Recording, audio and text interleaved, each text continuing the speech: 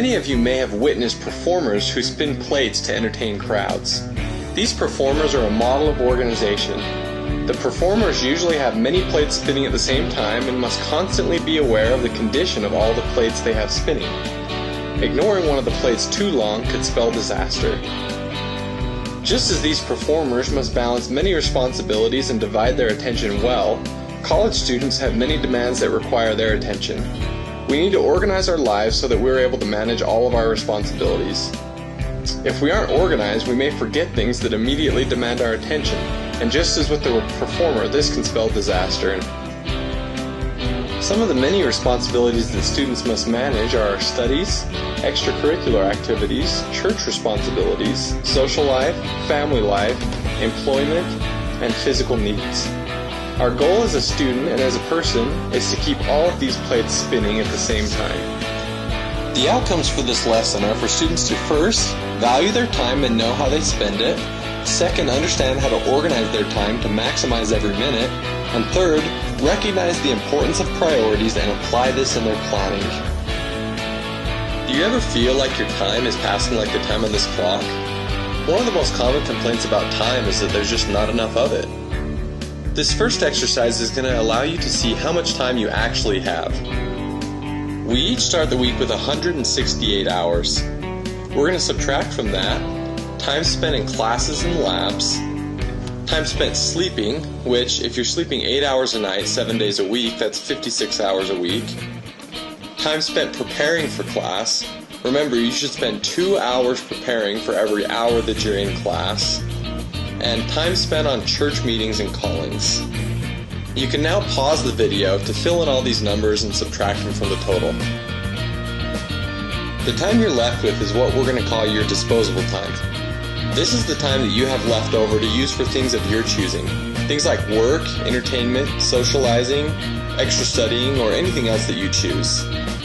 This is the time that we're going to be concerned with most throughout the rest of this lesson. Anytime you catch yourself thinking, I just don't have enough time, remember this quote. You have exactly the same number of hours per day that were given to Helen Keller, Pasteur, Michelangelo, Mother Teresa, Leonardo da Vinci, Thomas Jefferson, and Albert Einstein. This quote comes from H. Jackson Brown, the author of the New York Times bestseller, Life's Little Instruction Book. Remember, the difference between those who excel and those who merely exist is not in the number of hours they have. It is in how they spend those hours. Knowing how we spend the disposable time that we discovered earlier is vital to establishing an organized lifestyle. Often, we think we spent the majority of our day working towards our goals and obligations when really we spend our days moving from one distraction to another. For example, the average person gets one interruption every 8 minutes, or approximately 7 an hour. This adds up to about 50 to 60 per workday. The average interruption takes 5 minutes, totaling about 4 hours or 50% of your workday. 80% of those interruptions are of little or no value. And all of this creates approximately 3 hours of wasted time per day. These are hours that could have been used to accomplish things, but they were lost to distraction. To see how you're actually spending your time, open the file accompanying this video titled 3-Day Time Analysis. The first page should be a time log that looks something like this. You should print this time log out and fill it out over the next 3 weekdays. Try to select days that are typical days for you, not days where your schedule might be different than usual. Over the 3 days, fill in every half hour what you actually did or what you actually accomplished during that time. Try to be as specific and honest as possible. No one else has to see this, and it's important that you know how you're actually spending your time. At the end of the 3 days, you'll fill out a chart that looks like this. Divide the time you spend into these different categories. Each day you should have 24 hours accounted for. You may want to complete this exercise and then return to this point in the lesson. Hopefully after these 2 exercises, you've been able to identify on your own some of the areas in which you can improve your organization and time management skills. The rest of the lesson will be focused on adjustments that you can make that will help you to improve your organization. The first adjustment we're going to talk about is 8 to 5 school days. Treating school like a full-time job, which means dedicating your time from 8 to 5 strictly towards schoolwork, is something that will bring you a lot more free time and help you accomplish your homework a lot more quickly. This would include things like avoiding personal matters like calls, emails, errands, social media, or anything else that absorbs your time during the hours of 8 to 5. Also avoid personal commitments during the daytime. Just as you would rarely take time off of work, you must protect the time that you have for your schooling.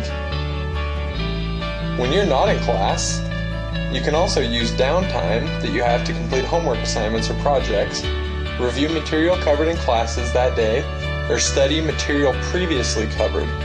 The last suggestion is don't schedule back-to-back classes whenever possible. Leave time in between classes for review of material and homework. If you don't feel like you can do this forever, do it for a week. I think you'll be surprised at how much time you have during the day that is being wasted. You'll also be surprised at how much free time this will open up in your evenings. This is the schedule most students are going to have to settle into upon graduation, so it's not a bad habit to establish now. President Brigham Young once said, "Life is best enjoyed when time periods are evenly divided between work, sleep, and recreation." The next important adjustment that students usually need to make in their lives is establishing priorities. Priorities allow you to separate the things that you want to do from the things that actually need to be done. Often it's very helpful if you actually write down the tasks that you need to do throughout the day, and then you can separate them according to priority. One effective way to do this is to establish a priority-based to-do system. The priority-based to-do system helps us to organize our life according to priority rather than preference. There's many ways that we can do this, and there's many different to-do systems, but the important thing that runs throughout all of them is they must be able to separate high-priority must-do items from medium-priority should-dos and low-priority could-do items. The one kind of priority system that we're going to talk about is the ABC priority system. When making an ABC to-do list, we first list our A priorities, which are the things that we must accomplish today. These are the most high priority items in our schedule. We cannot go to sleep tonight until we accomplish these tasks. Next are the B items. These are the should-dos and the things that we should accomplish today, but that are not nearly as urgent or time-dependent as our A items. Last comes the C items. These are our could-do items, the things that we can do today, but that are not nearly as urgent as the first two items. These are things that should be accomplished before watching TV or playing video games. Prioritizing our to-do list is a good place to start, but it's not where we should finish.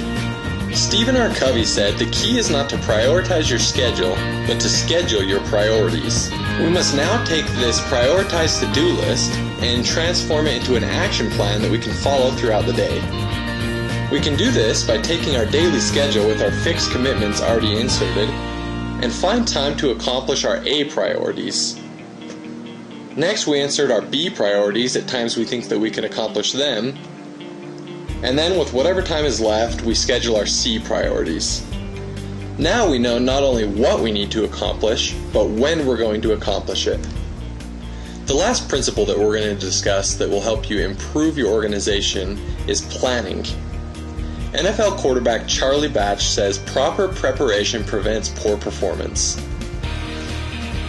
If we can establish a habit of planning and working ahead, we'll improve our performance as students. The first step to doing this is establishing a big picture. At the start of the semester, complete a semester calendar with all due dates, tests, projects, assignments, social engagements, or anything else that you might have to do during that semester. This will help you as you plan for the big picture. There's nothing worse than having a week where you have 3 tests, a paper due, and a family event, and not knowing it until the start of the week.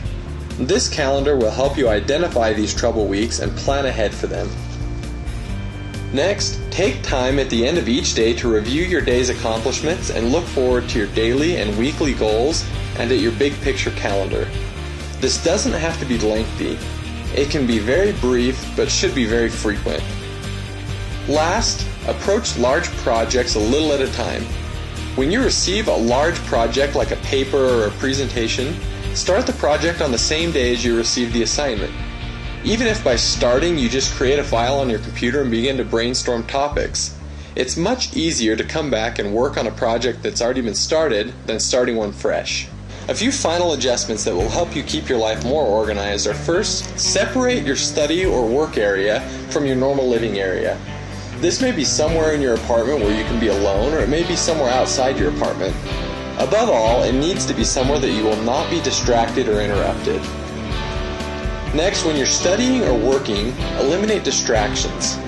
According to a New York Times study conducted in 2007, a group of workers were found to take an average of 15 minutes to return to serious mental work after checking email or taking a call. They would allow their minds to wander off and take time to answer other emails or browse the web before returning to their task. Next, plan into your schedule to study specific subjects at specific times each week. Try not to study a single subject for more than an hour at a time. And last, stay physically organized. Try to eliminate clutter, especially in the places that you do homework. Keep your work and assignments for each class organized. After all the principles we've discussed, the most important thing to do is to follow through. None of the things we've discussed will make any difference in your life unless you actually implement them. Mary Kay Ash, founder of the successful cosmetics company Mary Kay, said, "Those who are blessed with the most talent don't necessarily outperform everyone else. It's the people with follow-through who excel." I want to close by reviewing the outcomes that we established at the beginning of this lesson.